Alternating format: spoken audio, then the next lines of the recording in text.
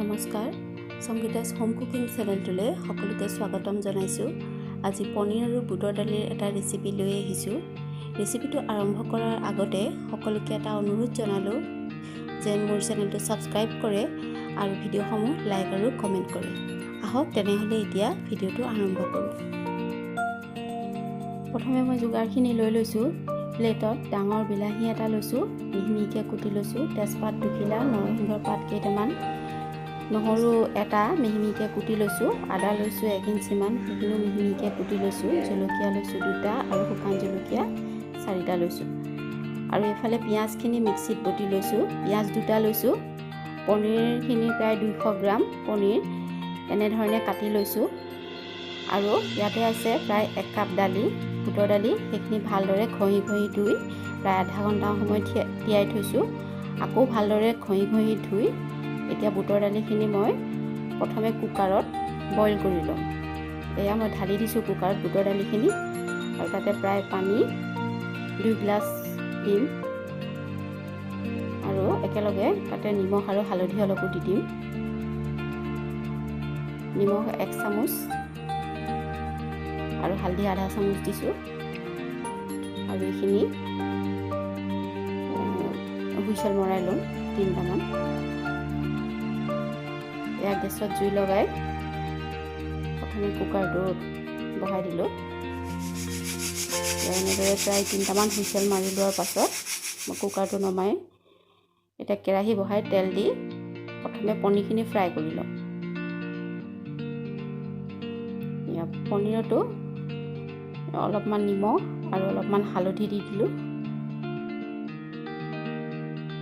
আৰু সেইখিনি ভালদৰে এনেকৈ ভাজিলোঁ। এতিয়া পনীৰখিনি কেৰাহীৰ পৰা উঠাই লোৱাৰ পাছত তাতে আৰু অকণমান তেল দি বাকী জিৰা গুটি কেইটামান দিলোঁ। জিৰা গুটিকেইটা ফুটিবলৈ লোৱাৰ পাছত তাতে নৰসিংহৰ পাতকেইটা দি দিলোঁ, তেজপাত 2টা দি দিছোঁ, আৰু শুকান জলকীয়া 4টাও দি দিছোঁ।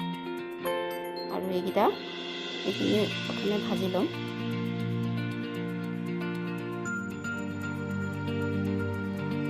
এনেদৰে ভাজি লোৱাৰ পাছত এতিয়া তাতে মই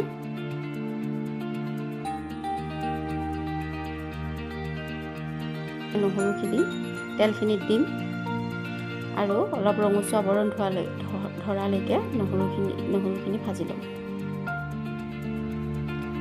আৰু তাৰপিছতে তাতে আদাখিনিও দি দিম।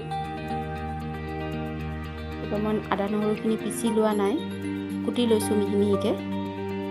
আৰু কিছু সময় নহৰু আৰু আদাখিনি এনেদৰে ভাজি লোৱাৰ পাছত এতিয়া বটি থোৱা পিঁয়াজখিনি তাতে দি দিম, আৰু গোটেই মছলাখিনি ভালদৰে মিক্স কৰি ভাজি ল'ম।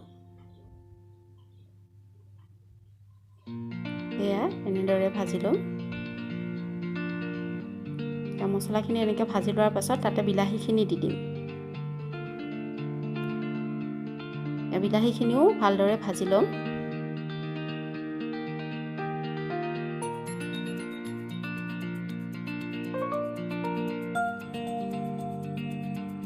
এইখিনি সময়তে ইয়াতে অলপমান নিমখ দিলোঁ। নিমখ একেবাৰে অকণমান দিছোঁ, কাৰণ আগতে কুকাৰত নিমখ আৰু হালধি দিছোঁৱেই বুটৰ দালিখিনিৰ লগত, আৰু অকণমান হালধিও দি দিছোঁ।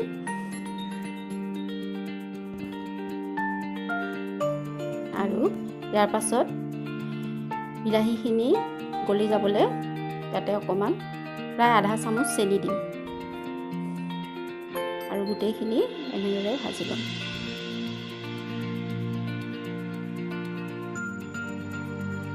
এইখিনি সময়তে ইয়াতে জিৰা দিছোঁ আধা চামুচ, জিৰা গুড়ি, আৰু ধনিয়া পাউডাৰো আধা চামুচ দি দিম,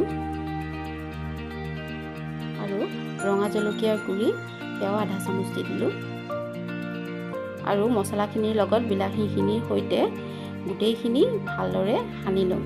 আৰু এনেদৰে বিলাহীখিনি গলি যোৱাৰ পাছত তাতে এতিয়া বুটৰ দালিখিনি মই ঢালি দিম। এয়া গোটেইখিনি বুটৰ দালি ঢালি দিলোঁ আৰু ভালদৰে লৰাই লৈ এনেদৰে তাতে এতিয়া পনীৰখিনিও দি দিম।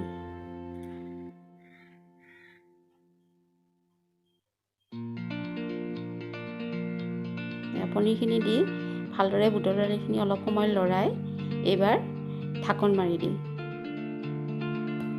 এয়া আমাৰ বুটৰ দালি আৰু পনীৰৰ ৰেচিপি আজিৰ। আপোনালোকে ইয়াতে কেঁচা জলকীয়াকেইটা গোটাকৈ মিহলাই আৰু ধনিয়া পাতো দি ল'ব। এনেদৰে বনোৱা বুটৰ দালি লুচি, ভাত, পৰঠা সকলোৰে লগত খাবলৈ বিৰাটেই ভাল লাগে। আপোনালোকেও নিশ্চয় বনাই খাব। পুনৰ নতুন ৰেচিপি সহ অতি সোনকালে লগ পাম। আজিলৈ বাই বাই।